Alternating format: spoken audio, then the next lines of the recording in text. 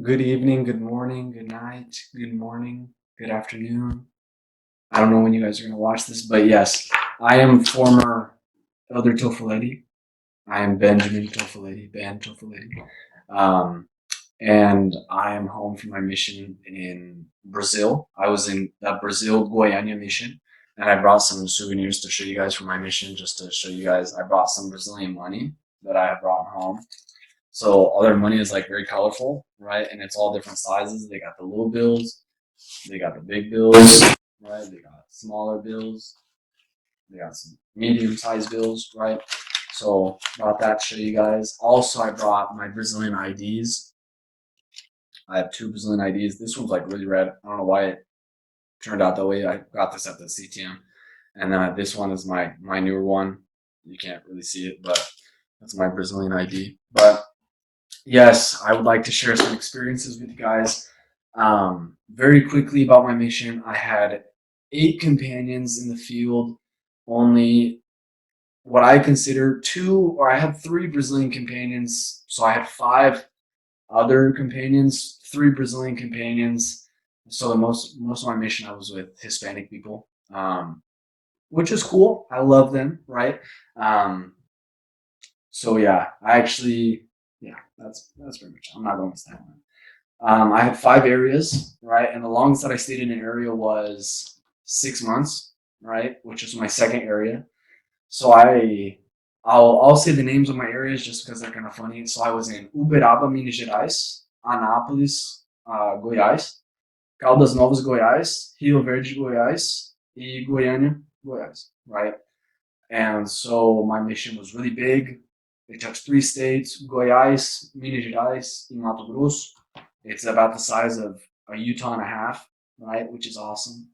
Um, the way that we found people on my mission was by contacts on the street and uh, doing like incomplete families. Like if there was a person in the family that wasn't baptized, we would go and we would teach that person, and we would teach the whole family together, right? But our focus would be to bring the whole family together at church, and then references, which are golden, right? But yeah, that's pretty much it. I had a lot of callings on my mission that were pretty nifty. Um, I got to test out being a leader. That was kind of cool. I got to be a junior. I got to be a trainer. I actually trained twice on my mission. I have a Mexican kid and I have a Brazilian kid, which are awesome. Both my fathers are American. But yes, just some missionary terms for you guys. Our fathers are the ones that trained us. Our sons are the ones that we trained. Cool. But yeah, so I would I would like to share about the Christ-like attributes. Just because I talk a lot, I'm not going to hit all the points, but I would like to talk about the Christ-like attributes. Um, the Christ-like attribute that I love is hope, right? Because hope is when you believe or expect that something's going to happen, and you hope it's going to happen, right? But really, hope is an action. So you act a certain way, hoping that God will act a certain way back, right? Or that He'll give a certain result.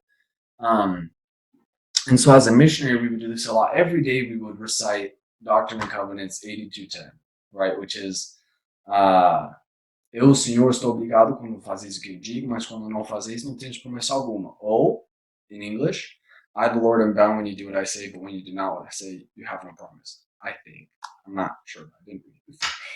But yes. So we would always read that because as a missionary, you leave your house, right, and you do all these things that like at the moment don't seem like they mean anything, right? You're like, why would I just talk to all these people in the street? Like half of them aren't even going to give me any attention, right? And then but you do that as an act of faith, hoping that when you open your mouth, God will put people in your path that are ready to hear you, right? So, and that was actually like really important to us because there was tons of people that I had met and I was able to bring to church a couple times and or give the Book of Mormon and have awesome experiences teaching them with. Where if I wouldn't have opened my mouth, I wouldn't have met them, right? Which for me wasn't a challenge because I love opening my mouth. That's a problem sometimes. But so I was really talking with everybody. And doing this, we met all kinds of people. We're talking people that you would say like, oh, what an angel, and people that you would say, oh, that person's going not to heaven, right? So we would meet all kinds of people because we would just talk with everybody. And some of the people that you would look at and say, oh, these people aren't going to heaven, were the best people, right? And they would have the most awesome turnarounds. Like a kid who was 18, was addicted to everything that you can imagine. He was a drug dealer. He had all these girls, right? He was a real player. He had some tattoos. He loved to smoke. He had a big cigarette addiction. He drank, and within 3 weeks or 4 weeks, he stopped with everything.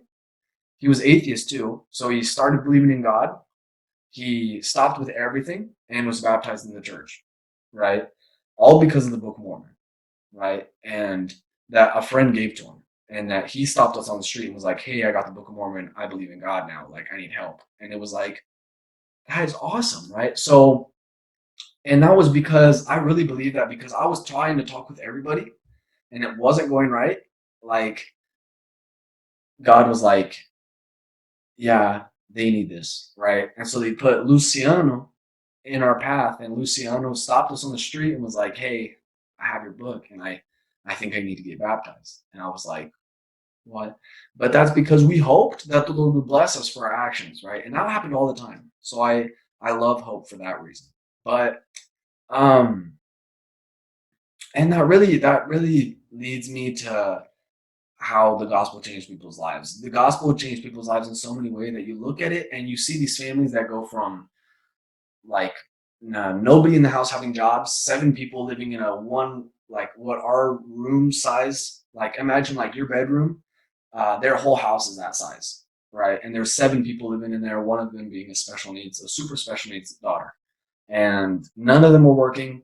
2 of them were atheists, right? And in a matter of weeks, 3 of them were baptized, and uh, all the people above 18 had jobs and were making almost twice minimum wage, like everyone, right? And they were able to move out of that into another apartment. So it's like you see God bless the people's lives, and you see them go from a house that they're all cussing at each other and doing all that stuff to a family where they're singing and dancing and playing on the guitar and telling all these stories, and they just turn into a happy family. That's what the gospel does to people, is that they bring families together, and it like gives people happiness, right? So I saw so many things where I see it and I go like, there's no way that the gospel isn't true. There's no way, right? But that's pretty much it. My testimony is that I know that the church is true. I know that God lives. I know that He loves. I know that um, this church is the true church. I know that the missionary work is the best time of your life, and it is the most important work that there is on the earth. Um, and then I'll say some things in Portuguese just to show off, right? Not really, but just because it's some welcome home things. Mas sim, eu gostei muito do Brasil, eu estou muito animado para voltar. Eu tenho muita família, amigos, pessoas ah, que, que realmente fizeram parte da minha vida, tipo, uma parte muito importante. Eu tenho pessoas que eu chamo de mãe, eu tenho pessoas que eu chamo de pai, que eu chamaria de irmão, por todo lado. E eu realmente acredito que eu não entendi que os melhores 2 anos da tua vida ia ser na missão até eu estava voltando cedo. E é uma experiência maravilhosa para participar disso e realmente entender que o Senhor tem um plano para tudo. E eu sei que Deus ele vive, eu sei que ele nos ama, eu sei que todas as coisas que ele faz é para nosso benefício.